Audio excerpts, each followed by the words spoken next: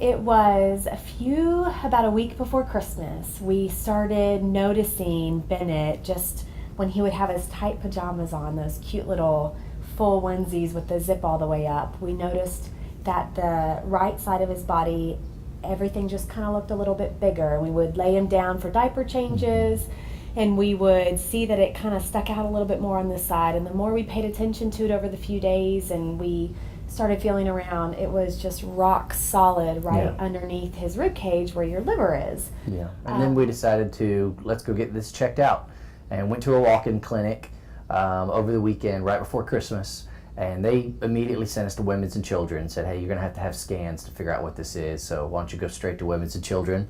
That's where we found out that there was indeed a tumor on his liver. They didn't know exactly what kind, but they were 90% sure that it was cancerous right away, just by the size.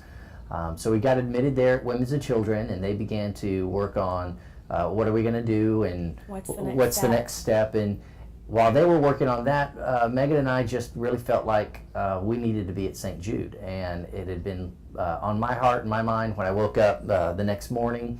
And then we heard from several friends, some of them doctors, that just really recommended St. Jude to us and said, one of them in particular said, Ben, if it was my grandson, I'd put him on a plane to Memphis and get to there as fast as you possibly can and knock on the door of St. Jude till they let you in. And it was very overwhelming because the idea of going to St. Jude in Memphis, Tennessee, which was not close to where we were, and we still had Davis, who's 5, and Reed, who's 3, and managing that with them, it was extremely overwhelming to take it all in. The day after we found out that this tumor was the size of an orange already in his liver.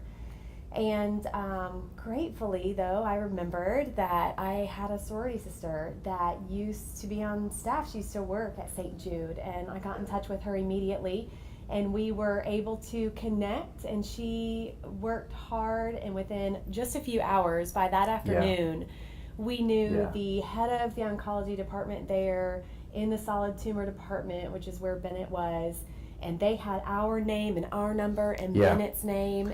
They were working so hard to get us in quickly because they knew this is the holidays and things normally kind of go a little bit slow during the holidays, so they worked real hard to get us in and get everything rolling. I remember we flew into Memphis and we landed and got in a shuttle that St. Jude provided for us. They came and met us there. And we were driving along the road, and I remember looking out and seeing this huge, huge area that was all St. Jude Children's Research Hospital.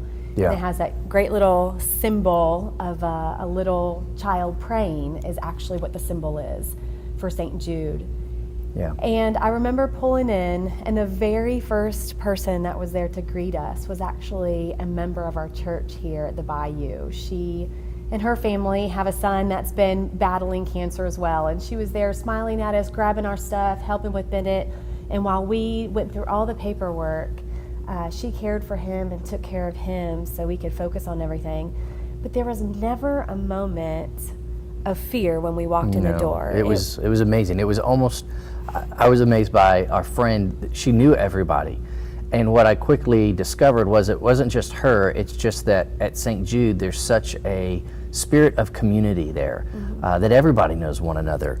And we were walking in to a new season and a new battle of life fighting cancer, but we were walking into a community that fights it with you. And we didn't know what to expect. We just knew that St. Jude does treatment.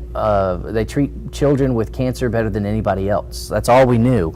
What we didn't know is that the way they do it is that they love the families through it, and they provide so much comfort and so much community for the families that are there. That's a big part of how they fight cancer, and it's really important. I didn't realize how important it was to walk through this in community with others. But we always like to joke because they didn't know, Bennett's doctors knew who we were, but everyone else, we were just Bennett's mom and dad. Yeah. Everyone just loved Bennett there. Everybody fell in love with Bennett. Cared for him, and they've become an extension of our family. Even because of how they've loved us. Even the people that worked at the Starbucks counter, they knew Bennett, and they asked about how he was doing all the time. Because he loved to eat oatmeal there. He did. He loved the oatmeal and the vanilla milk from Starbucks, and he enjoyed the cafeteria there. And I really do think that as they interview and hire people at St. Jude, from the doctors to the janitors, they make sure that they're hiring the happiest people on the planet.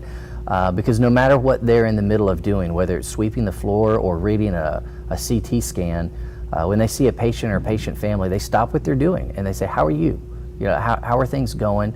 And they want to hear your story, and they want to encourage you. And that community that they provide on top of the medical treatment, I think, is one of the reasons that St. Jude is so special.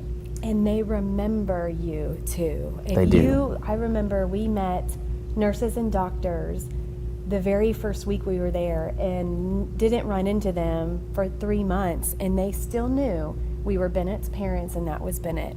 They just they had a love for all of the patients. So in the over 4 months that we were there, Bennett racked up, just like every patient fighting cancer, quite a bill of medical expenses. He had a biopsy and chemo and blood transfusions, platelet transfusions. All on a weekly basis. He had his little line that came out of his chest that we had to care for that, and all the supplies that went into that. We had dedicated nurses that did nothing but take care of that line. And we had a child psychologist assigned to us. We had a social worker assigned to us. A lot of medical personnel and a lot of help dedicated just to Bennett. And every child there gets that. But the amazing thing is that even though that's how much it cost to take care of Bennett, they didn't send one bill to us. Not one bill. I received the explanation of benefits from our insurance company, and that little line item where it says, this is what you will owe, this is the bill that will come in the mail to you. Thousands and thousands and thousands of dollars. And we never got one bill. And it was something that I just appreciate. Yeah. Because for 4 months I got to just play with my baby. Mm-hmm. And I didn't have to worry about, when we get back home, how are we going to figure this out? How are we going to continue to go on? And I mean, I trusted the Lord through all of it, but man, He has done a good work in what St. Jude does for our families, for families. Yeah. I remember early on when we first got the diagnosis that it was a rhabdoid tumor, which is a very rare and aggressive tumor. We really quickly rallied a lot of people around us to begin praying, because we knew that it was going to be a miracle if he survived the fight on this earth. And in one of those first times praying, I just really felt like I heard God say and lay on my heart, and He just said, Ben, I hate cancer, but I love St. Jude, and I love the people that fight it, and they do it so well, and they not only fight cancer well, but they love families well, and they take care of families and patients better than anybody else. So after several months of fighting there at St. Jude, it got to the point where we realized that Bennett was going to be healed by way of heaven rather than healing on this earth. And so really it was about 2 days before he passed away that we came to that realization, and he turned a corner really, really fast.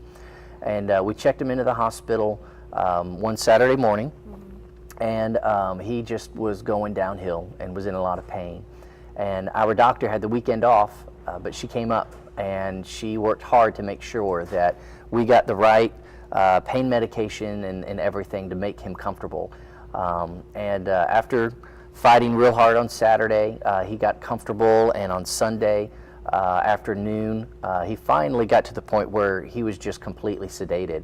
They had him on a pain pump and things like that. And his main doctor, Dr. Sarah, and her nurse, Allison, they took their time off and they came up to the hospital. Because it was on a Sunday. It was on a Sunday afternoon, and they sat on Bennett's bed there in the hospital room while we held him. We held him in our arms there in the little sofa that's in the hospital room for 8 hours. They sat with us. Bennett's last 8 hours, they sat through the whole thing. And Dr. Sarah's words to Megan, where she said, okay, this pain pump right here has a button that needs to be pressed every 5 minutes for him to get the pain medication he needs to stay comfortable. But these are your last hours with your son, and you don't need to think about pushing this button. So we're going to sit here, we're going to push the button every 5 minutes until he passes away. And they did. They did. They sat there the entire time. They never complained. They told stories with us. We had the whole family there and the cousins and everyone, and we all told amazing stories about Bennett and things that we remembered about him and loved about him. And they sat there and they were able to join in and share the stories of what they loved about him and learning or just getting to know him over the last 4 months. But they sat there for 8+ hours, and she just pushed that button, and they loved him in his final moments. Yep. There was one of the nurses who, even after he passed away, she said, I don't want him to have to be alone. And so she sat with his body until they moved him all the way to the area where he'd have the autopsy the next morning. Because she told us, she said, you know, the nurses that were on call and on staff, they're going to be coming in and out of the room. And she said, and I don't want him to sit alone. And so she even used her day off to sit there in the hospital right next to his bed so that our little boy wouldn't be alone. That staff is amazing. St. Jude is amazing, and we will always fight for them. We will always do our best to raise money for them so that they can learn more about the kind of tumor that Bennett had. It is so rare. They just don't even have the information to know how to treat it the best or how to have a 90% survival rate like they do leukemia now, which 20 years ago they didn't have that. It was a death sentence. And so because people give to St. Jude, and everyone who has given over the last 20 years, they've taken a disease that killed children and they have an amazing survival rate. And our prayer is that as we continue to fight for St. Jude and raising money for them in Bennett's honor, that we are helping them to find a cure for rhabdoid tumors, to find ways to beat it. Absolutely. So kids don't have to suffer like Bennett did. Yeah. St. Jude is setting a precedence for other hospitals to follow. A standard of care and a way to treat others. And there are generations of people who have given sacrificially to make it possible for St. Jude to get to the place where they are. And I believe it's our responsibility to make sure that that is able to continue for generations more.